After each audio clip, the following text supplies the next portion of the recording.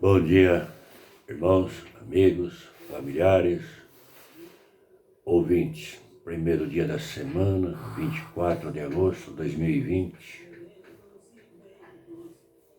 Ainda considero como quase que tudo indefinido em questão de abertura para o comércio, para reuniões, porque toda essa abertura ainda está sendo provisória, né?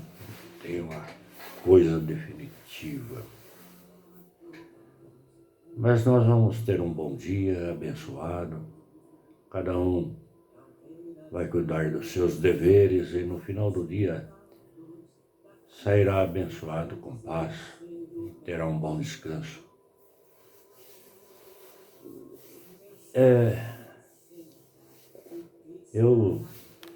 Todos esses dias eu tenho meditado muito e eu tenho percebido como são os relacionamentos quando você está frente a frente com as pessoas, quando você está pela mídia, pelo relacionamento virtual. Para muitos, o relacionamento virtual ele vai distanciando cada vez mais uma pessoa da outra. Para outros, eles parece que a chegam mais, têm mais saudade, mais vontade de retornar ao convívio.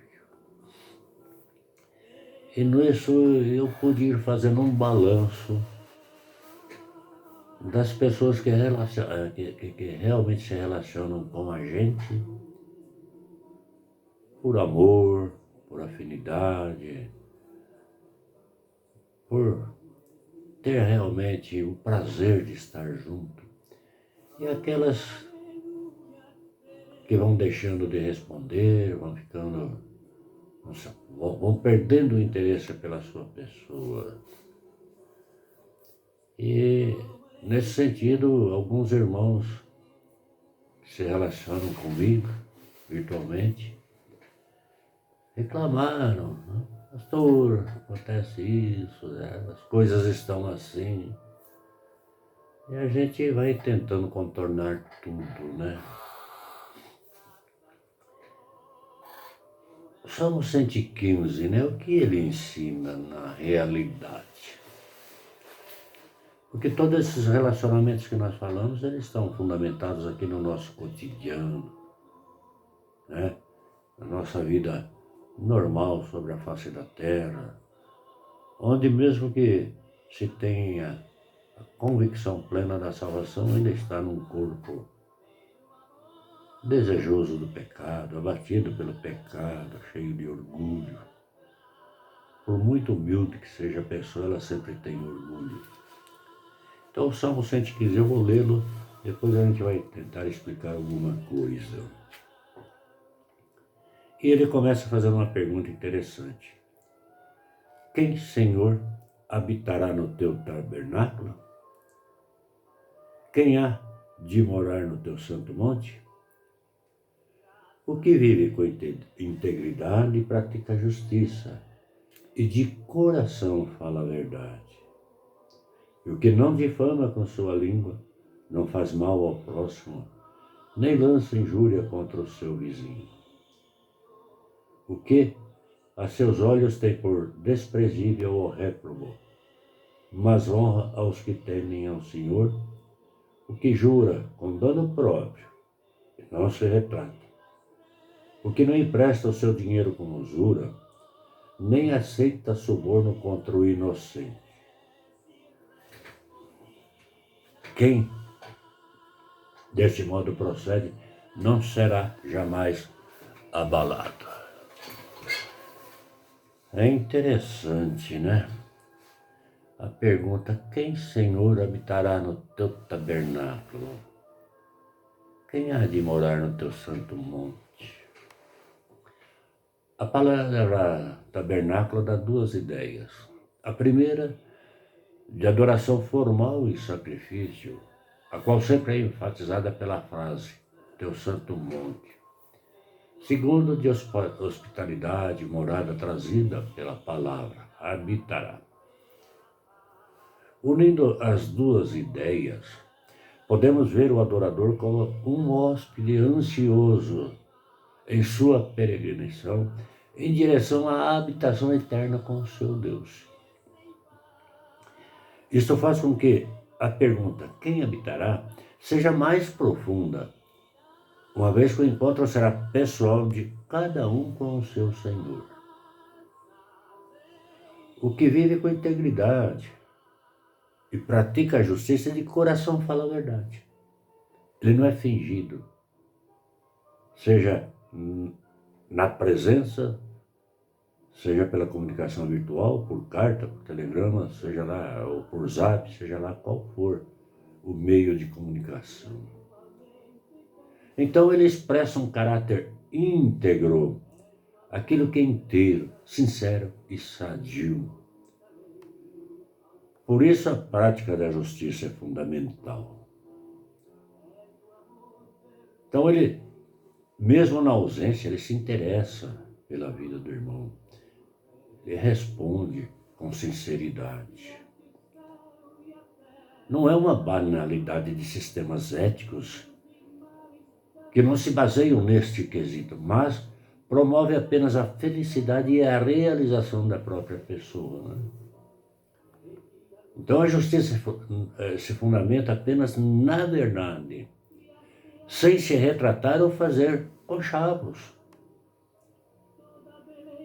A justiça, ela é amiga e verdadeira. Ela não é interesseira. Pelo menos assim é que deve ser. Então aquele que não difama com a sua língua, não faz mal ao próximo, nem lança injúria contra o seu vizinho, este está dentro da justiça, da integridade moral, espiritual, da integridade nos relacionamentos. Então o pano de fundo da palavra difamar aqui empregada mostra aquela pessoa que anda em derredor para espionar ou divulgar coisas que possam vir a prejudicar a moral, a vida até, a existência de um outro ser humano. Então, as pessoas íntegras, elas têm palavras comedidas e são imparciais. Portanto, não lançam ofensas com palavras. Seria como pregar algo desonroso para remexer de modo desnecessário aquilo que já está sepultado. Provérbios 10, 12 diz: o ódio excita contendas, mas o amor cobre todas as transgressões. Isso implica que a pessoa que anda a remexer todas as coisas de outras pessoas não desfrutam de paz, porque elas estão ansiosas para fazer o mal. E elas são agitadas e querem, investigam e perguntam e remexem, procurando alguma coisa que possa lhe dar o prazer da difamação. Então ele completa: o que aos seus olhos tem por desprezível, réprobo. E aqui ele começa a responder a pergunta: quem, Senhor, habitará no teu tabernáculo? O réprobo, que foi excluído da sociedade, que demonstra perversidade ou malvadeza, detestado. Então, o que tem por desprezível isso, ele honra os que temem ao Senhor. Ele assume um compromisso, ainda que seja prejudicado. O que jura com dano próprio não se retrata. Ele mantém-se firme porque ele assumiu o compromisso, ele deu a sua palavra, ele não volta atrás, ele é íntegro. Antigamente se falava, e muito tempo até, se falava que se assinava o contrato, o compromisso com um fio de bigode. E aquilo valia mais que uma assinatura. Pela honradez, pela moral que os homens tinham. Então aqui, os que não têm os seus olhos para serem reprovados, mas ele despreza o réprobo, né? Se trata da lealdade baseada na verdade e justiça. Não se compara com os outros apenas. Ele lança seu voto com integridade, declara que admira a verdade e deixa explícita a sua posição. Aí ele vai dizer: o que não empresta seu dinheiro com usura, nem aceita suborno contra o inocente. Hoje, a humanidade corre atrás do dinheiro. Ela faz juros abusivos. Nesta pandemia nós vimos aí quantos comerciantes elevaram o preço dos seus produtos, querendo arrancar mais lucro, e deixando o necessitado, aquele que perdeu o emprego por causa da pandemia, às vezes ainda até para morador de rua, sem nenhum pingo de piedade. Quem deste modo procede não será jamais abalado, que não empresta o seu dinheiro com usura. Ele tem os seus bens, mas ele olha para o necessitado e o seu coração se condói e vai dar uma assistência. É uma pessoa que, ainda que erre contra si mesmo, não se retrata, assume seu erro e se dispõe e se resigna em sofrer o dano que repara seu erro.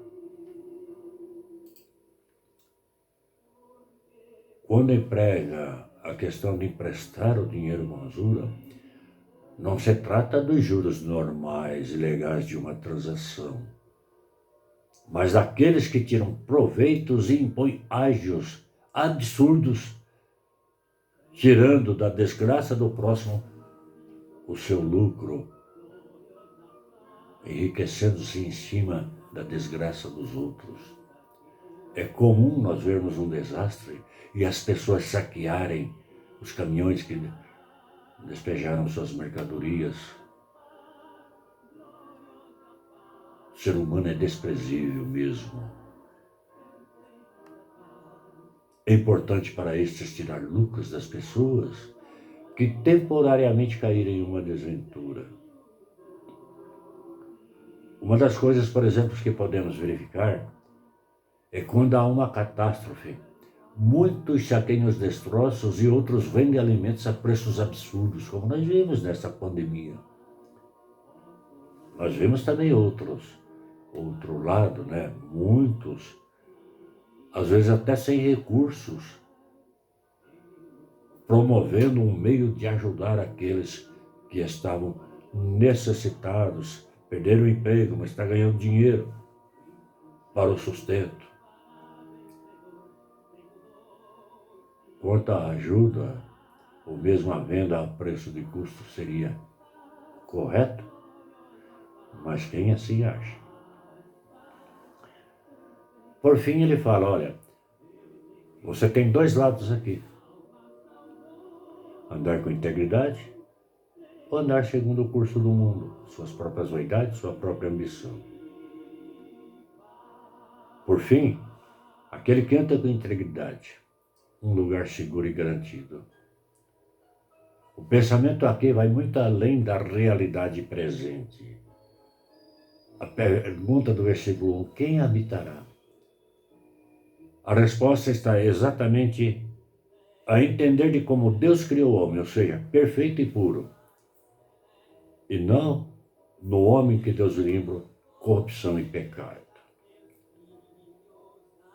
Portanto, somente em Cristo o homem perde as atitudes normais que o mundo vive e passa a ser recriado em sinceridade de vida e se torna perfeito, buscando sempre a verdade, a integridade, a plena justiça.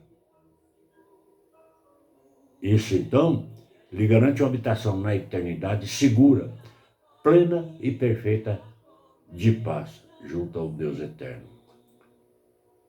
Ao contrário disso, é uma habitação de tormentos em um lugar, em um lago ardente, lago de fogo. Você cobrou ágio, você vendeu a preço absurdo, você saqueou, você mentiu, você dava uma palavra e não cumpria. Toda a tua ambição, toda a tua lascívia, todos os teus desejos foram satisfeitos aqui na terra. Mas agora, um lago de fogo.